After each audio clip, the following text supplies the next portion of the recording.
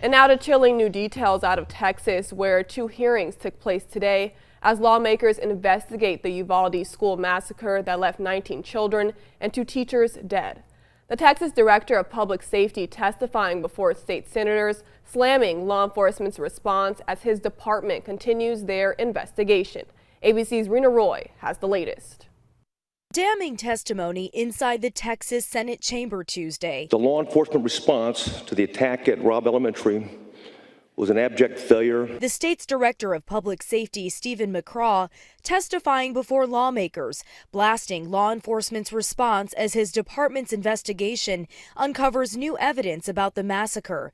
McCraw saying enough officers and equipment arrived within 3 minutes to neutralize the gunman, but still officers waited over an hour to kill him. 19 children and 2 teachers were fatally shot. 1 hour, 14 minutes and 8 seconds. That's how long the children waited. The officers had weapons. The children had none. McCraw placing the blame on Uvalde School Police Chief Pete Arredondo, who directed officers not to breach classroom 111.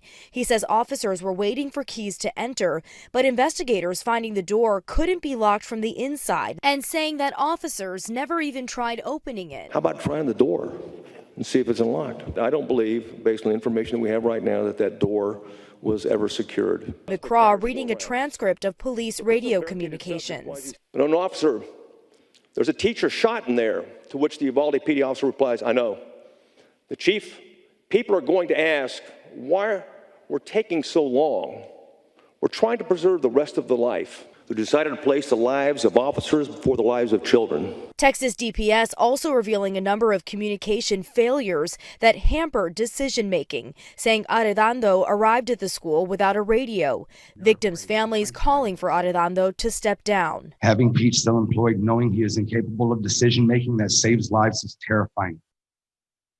Arredondo has defended his actions in interviews, saying officers didn't hesitate to save lives but had to adjust to what they faced. He testified before the House committee behind closed doors today. Rena Roy, ABC News, New York.